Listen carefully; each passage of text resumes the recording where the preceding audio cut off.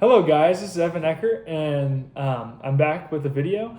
I would like to start a new series talking about Cardinals baseball and what's happening with this fun little season that the Cardinals are having.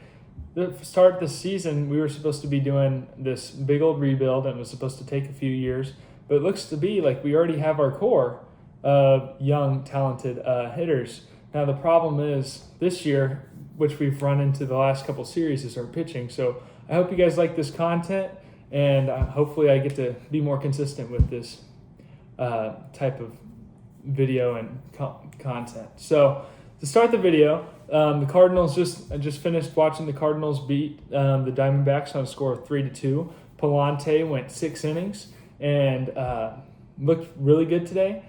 Didn't have his best stuff, but he was able to manage through it. But the question is he the most reliable person in our rotation right now? It's kind of tough with him and Dustin May, but Dustin May had a blow-up start. Pallante really hasn't had many of those. May had 2 of them at the start of his Cardinals tenure, and then had one in his latest start. But now Pallante, for his last 6 starts, the Cardinals have won his games. So Pallante's performance over the year has been a real bounce back from last year. He had a terrible year last year. All of his baseball savant numbers looked blue. His underlying metrics were terrible. His normal metrics were terrible. But this year he has pitched to a 9-4 record, which today was his 9th win, which gives him his career best in wins. And he's pitching to a 9-4 record and a 3.59 ERA. And something that was interesting to me, I was looking at his baseball savant page, and with a guy like him, his whiff stuff and strikeout stuff will be low, K percentage and all that. But the thing I saw was his walk percentage has become a little above average, which that's been very different compared to past years in the past with him, because that's one of his biggest problems. So this year, last game tonight he had no walks. So that was huge for a team that runs, and the Diamondbacks, that runs the bases well. But anyways, another big sign of relief today was the bullpen. Thankfully, because after the Royals series, which was terrible on the pitching, the bullpen wasn't much better than the starting rotation. But the big bright spot coming from today was O'Brien's 1-2-3 inning in the 9th to get his I don't know his save total, but he's up there in the mid-teens and saves. But 1-2-3, which is great because over his last 15 games, it hasn't been the best, with him going with a 6.46 ERA through his last 15 games. So hopefully that's a sign in the right direction that he's starting to step it up.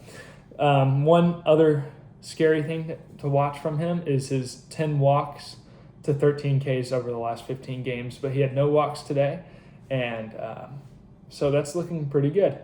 Now, we've talked about it, the elephant in the room, the starting pitching and the relief corps. Not very good the last series. No pitcher got past. McGreevy. No pitcher gave up.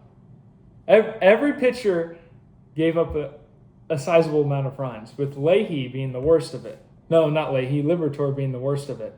Liberatore went 1 2/3 innings and gave up, I think, around 7 runs and didn't get himself out of the 2nd inning. So my question to y'all is, where do you see Matthew Liberatore in the later half, the second half of this season? Is he in the future plans for the Cardinals? It's, in my opinion, no. I don't see him lasting long in the rotation if he's not even able to help the relief corps at this point. He ever since the second half of last year, he's been terrible. The numbers have been terrible. He's pitching to a 5.23 ERA this season. In his last 7 games, he's pitching to a 6.82 ERA. So it's not looking good. I'm currently looking at his baseball savant page.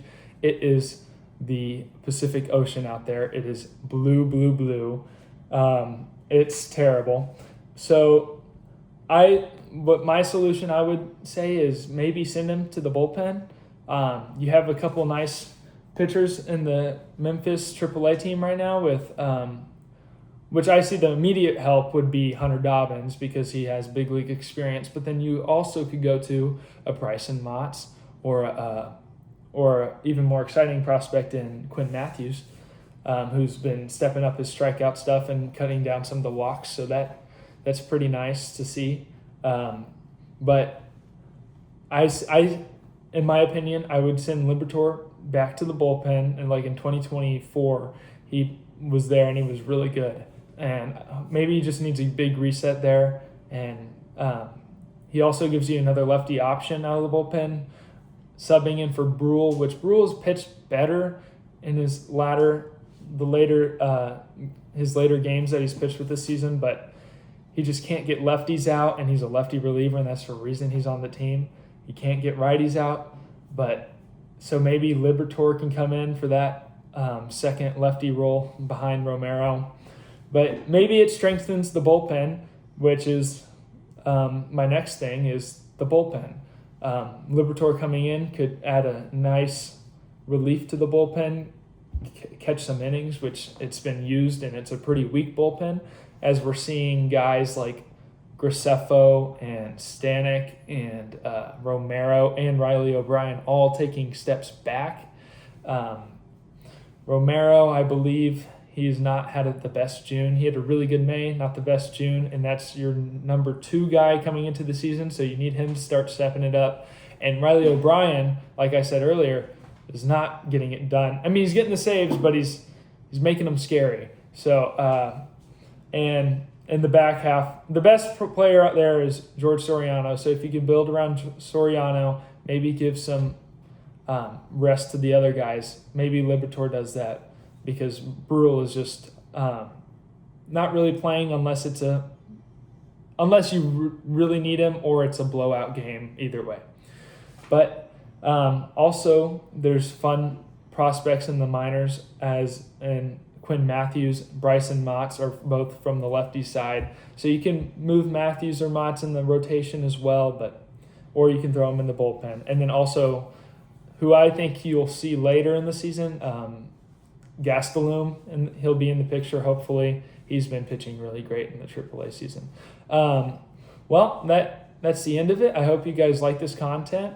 There was a little flibs and a little flubs, but hopefully we'll get a little more consistent and a little more posting on this page. So thank you for watching. Keep on watching Cardinals baseball. Bye.